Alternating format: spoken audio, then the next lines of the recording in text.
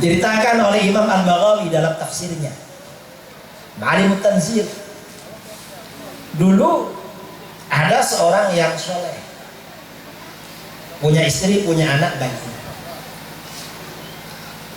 Lama-lama ayahnya ini merasa ajalnya sudah dekat, ya karena sudah tua, sudah sakit-sakitan.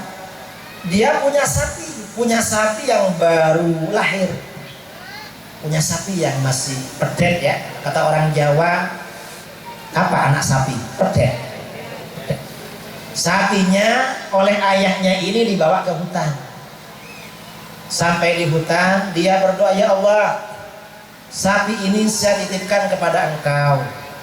Nanti kalau anak saya mencari, pertemukan dengan anak saya. Sapi ini pertemukan dengan anak saya yang masih bayi. Lama-lama ayahnya ini meninggal. Setelah anaknya ini besar, anaknya ini menjadi orang yang berbakti kepada ibunya. Kalau siang dia cari kayu, dari pagi cari kayu, nanti habis zuhur hasil kayunya dijual. Hasil kayunya ini separuhnya disedekahkan, separuhnya diserahkan pada ibunya. Tiap hari begitu. Kalau malam hari, sepertiga malam dia beribadah kepada Allah, karena orang beragama. Kalau sepertiga malam berarti 12, ya, 12 dibagi 3, 4 jam beribadah pada Allah. Nanti 4 jam istirahat, 4 jam istirahat.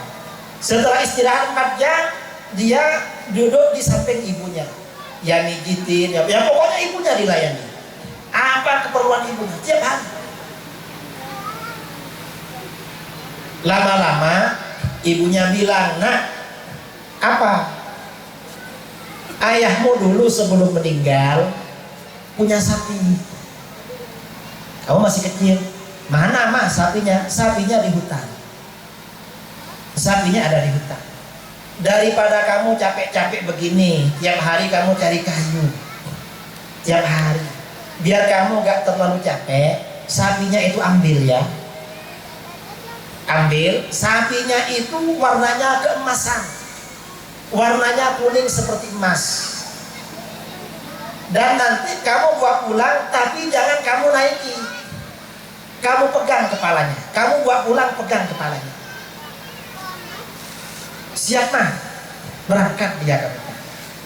Oleh mamanya diajarkan, sampai di hutan kamu berdoa kepada Allah, ya Allah, mana sapi yang diwariskan oleh ayahku untuk saya, pertemukan dengan. Setelah berdoa, tiba-tiba ada sapi lewat. Sapi lewat ini besar, warnanya keemasan, kayak emas. Akhirnya dipanggil, sapi kesini. Sapi itu menghampiri. Karena mungkin anak ini berbakti pada orang tuanya, dia diberi keistimewaan oleh Allah bisa bicara dengan sapi. Karena berbakti. Akhirnya saya pulang. Lalu kata sapinya, naiki aja saya. Kamu naik saya biar gak capek. Loh enggak. Saya oleh mama gak boleh menaiki kamu. Saya suruh bawa telinga. Saya kok suruh pegang kepala kamu bawa pulang. Kata sapinya, coba kamu menaiki saya, kamu gak bisa pulang. Tapi berhubung kamu gak mau menaiki saya, karena berbakti kepada mamamu, kamu bisa membawa pulang saya. Akhirnya sapinya dibawa pulang. Sampai di rumah, kata mamanya, ma, ini mau diapakan sapi? Ini besok kamu bawa ke pasar, jual seharga 3 dinar. Harganya 3 dinar, gak boleh lebih. Dibawa ke pasar. Sampai di pasar, ada orang laki-laki datang. Berapa harganya sapinya? 3 dinar. Saya kasih 6 dinar, 2 kali lipat. Gak boleh sama mama. Sama mama gak boleh. Gak bisa, saya mau beli asalkan 6 dinar. Loh, sama mama gak boleh. Ya sudah, kalau begitu kamu tanya mamamu. Pulang dia. Loh, karena sapinya gak laku. Ada yang mau beli mah, cuma gak mau 3 dinar. Berapa? Mintanya 6 dinar. Terus, ya gak saya kasih, kan mama bilangnya 3 dinar. Ya sudah, kamu besok ke pasar lagi jual 6 dinar. Berangkat lagi. Sampai di pasar orang yang kemarin datang lagi. Jadi berapa kata mamanya? Kata mama, ini suruh jual 6 dinar. Saya beli 12 dinar. Loh, gak boleh, sama mama harus 6 dinar. Ya, saya mau beli 12, 12, gak mau 6. Ya sudah, kalau begitu saya tanya sama mama, ulang lagi. Besoknya berangkat lagi, ya kata mama 12. Kata laki-laki itu, saya beli 24 dinar. 3 kali pertemuan naik terus 2 kali lipat. Kira-kira kalau kita gimana ditawar begitu? Langsung dijual dan gak bilang-bilang, ya mah ini barokahnya mama laku 3 dinar. Karena kita bukan orang yang baik memang. Akhirnya besoknya kata mamanya, nah apa mah? Itu bukan manusia yang mendatangi kamu. Siapa mah? Itu pasti malaikat. Kamu tanyakan, ini mau diapakan sapi? Kok setiap dinaikkan kamu naik lagi? Saya ini bolak-balik. Besoknya ketemu. Gimana kata mamamu? Kata mama, saya suruh tanya. Ini kata mama mau diapakan? Sampean pasti malaikat, bukan manusia. Gak ada manusia kayak kamu. Ya, saya malaikat. Terus bagaimana? Sapi ini jangan kamu jual. Karena sekarang umatnya Nabi Musa sedang diazab oleh Allah, diberi sanksi oleh Allah, harus menyembelih sapi, dan sapinya seperti sapi kamu. Dan nanti harganya sebesar emas sebesar sapi kamu. Akhirnya kan dijual. Lama-lama orang Bani Israel, karena di kalangan Bani Israel ada orang terbunuh, gak ketemu siapa yang membunuh. Mereka nuntut, siapa Nabi Musa yang membunuh orang ini? Lalu oleh Nabi Musa disuruh menyembelih sapi.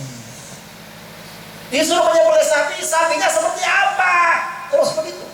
Sampai Allah memberikan sanksi yang berlipat-lipat, suruh membeli sapi yang berwarna kuning keemasan. Akhirnya sapinya anak ini. Dan anak ini sesuai dengan pesan malaikat dan mamanya tadi, hanya melepaskan sapinya apabila harganya seharga emas sebesar sapi itu. Jadi emasnya sebesar sapi. Ada yang punya emas sebesar sapi di Hang Tuah? Ada. Kalau ada berarti emasnya Mas Joko, iya. Mas siapa namanya? Ada Pak Kiai, tapi emas saya, bukan emas. Ini mengapa anak ini rizkinya dimudahkan oleh Allah? Karena anak ini berbakti kepada orang tua. Karenanya kita, terutama kepada anak-anak yang masih anak-anak ini, kita ini jangan sampai menyakiti orang tua.